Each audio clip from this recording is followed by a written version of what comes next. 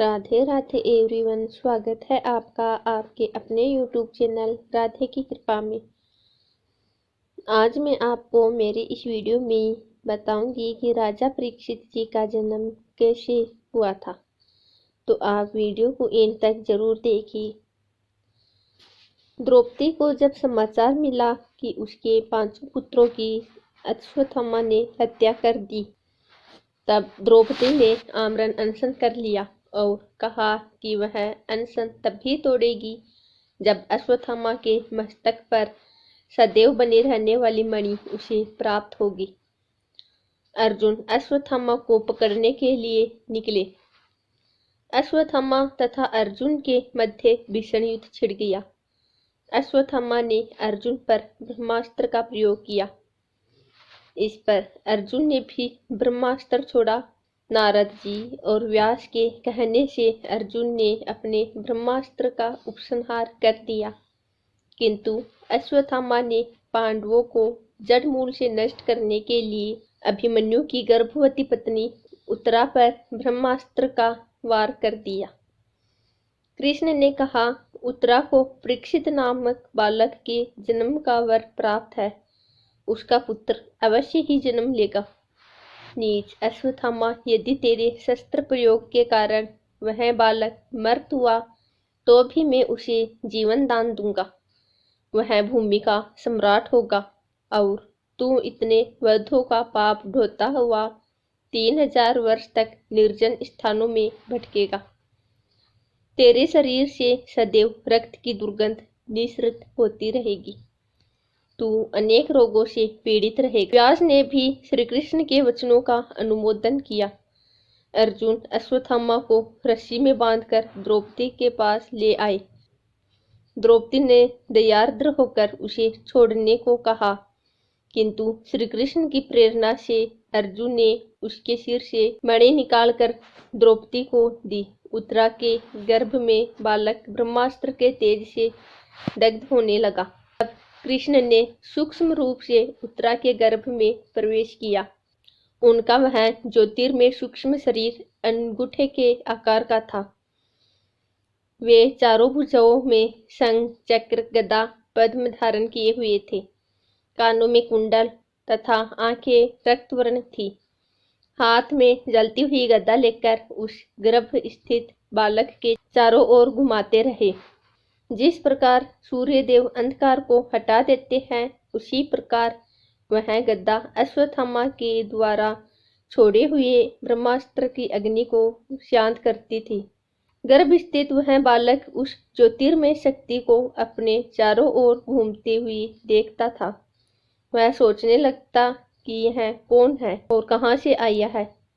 कुछ समय पश्चात पांडव यज्ञ की दीक्षा के निमित्त राजा मरुत का धन लेने के लिए उत्तर दिशा में गए हुए थे।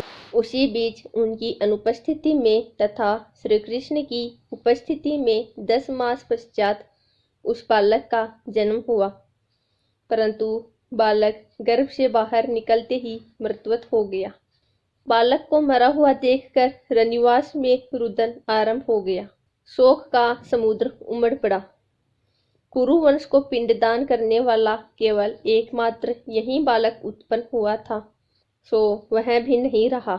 कुंती, द्रौपदी, सुभद्रा आदि सभी महान शोक सागर में डूबकर आंसू बहाने लगी। उत्तरा के गर्भ से मृत बालक के जन्म का समाचार सुनकर श्री कृष्ण तुरंत ही सात्विक को साथ लेकर अंतःपुर पहुंचे।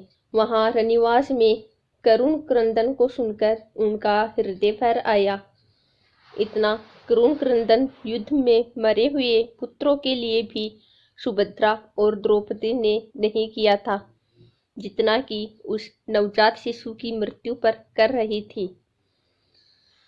भगवान श्री कृष्ण को देखते ही वे उनके चरणों पर गिर पड़ी और दहाड़ मार मार कर विलाप करते हुए बोली, हे जनार्दन, तुमने यह प्रतिज्ञा की थी कि यह बालक इस ब्रह्मास्त्र से मृत्यु को प्राप्त नहीं होगा तथा 60 वर्ष तक जीवित रहकर धर्म का राज्य करेगा, किंतु यह बालक तो मर्तावस्था में पड़ा हुआ है। यह तुम्हारे पुत्र अभिमन्यु का बालक है। हे हरिसूदन, इस बालक को अपनी अमृत भरी दृष्टि से जीवन दान दो। श्री कृष्ण सबको सांत्वना देकर तत्काल प्रसूति गृह में गए और वहां के प्रबंध का अवलोकन किया। चारों ओर जल के घट रहे थे, अग्नि भी जल रही थी, घी की आहुति दी जा रही थी, श्वेत पुष्प और सरसों बिखरे थे और चमकते हुए अस्त्र भी रखे हुए थे। इस विधि से यज्ञ, राक्षस एवं अन्य व्याधियों से प्रसूति गृह को सुरक्षित रखा गया था।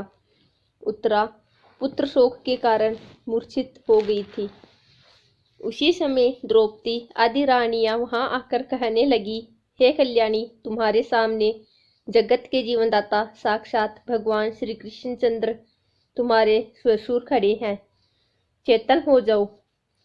श्री कृष्ण ने कहा, पुत्री शोक न करो, तुम्हारा यह पुत्र अभी जीवित होता है। मैंने जीवन में कभी झूठ नहीं बोला है। सबके सामने मैंने प्रतिज्ञा की है, वह अवश्य पूर्ण होगी। मैंने तुम्हारे इस बालक की रक्षा गर्भ में की है, तो भला अब कैसे मरने दूंगा। इतना कहकर श्री कृष्ण ने उस बालक पर अपनी अमृतमयी दृष्टि डाली और बोले, यदि मैंने कभी झूठ नहीं बोला है, सदा ब्रह्मचर्य व्रत का नियम से पालन किया है, युद्ध में कभी पीठ नहीं दिखाई है, मैंने कभी भूल से भी अधर्म नहीं किया है, तो अभिमन्यु का यह मृत बालक जीवित हो जाए। उनकी इतना कहते ही वह बालक हाथ पैर हिलाते हुए रुदन करने लगा। भगवान श्री कृष्ण ने अपने सत्य और धर्म के बल से ब्रह्मास्त्र को पीछे लौटाकर ब्रह्मलोक में भेज दिया। उनके इस अद्भुत कर्म से बालक को जीवित देखकर अंतःपुर की सारी स्त्रियां आश्चर्यचकित रह गई और उनकी वंदना करने लगी। भगवान श्री कृष्ण ने उस बालक का नाम परीक्षित रखा, क्योंकि वह कुरुकुल के परीक्षित यानी कि कुरुकुल के नाश होने पर उत्पन्न हुआ था। जब युधिष्ठिर लौटकर आए और पुत्र जन्म का समाचार सुना तो वे अति प्रसन्न हुए और उन्होंने असंख्य गाय, गांव, हाथी, घोड़े, अन्न आदि ब्राह्मणों को दान दिए। उत्तम ज्योतिषियों को बुलाकर बालक के भविष्य के विषय में प्रश्न पूछे। ज्योतिषियों ने बताया कि यह बालक अति प्रतापी, यशस्वी तथा इक्ष्वाकु समान प्रजापालक, दानी, धर्मी, पराक्रमी और भगवान श्री कृष्णचंद्र का भक्त होगा। एक ऋषि के श्राप से तक्षक द्वारा मृत्यु से पहले संसार के माया मोह को त्याग कर गंगा के तट पर श्री सुखदेव जी से आत्मज्ञान प्राप्त करेगा। धर्मराज युधिष्ठिर ज्योतिषियों के द्वारा बताए गए भविष्य फल को सुनकर प्रसन्न हुए और उन्हें यथोचित दक्षिणा देकर विदा किया। वह बालक शुक्ल पक्ष के चंद्रमा के समान दिन प्रतिदिन बढ़ने लगा। धर्मराज युधिष्ठिर ने राजा मरुत का गड़ा हुआ धन लाकर अश्वमेध यज्ञ किया। श्री कृष्ण की देखरेख में यज्ञ निर्विघ्न संपन्न हो गया। सभी कार्य पूर्ण हो जाने पर श्री कृष्ण भी द्वारिका लौट गए।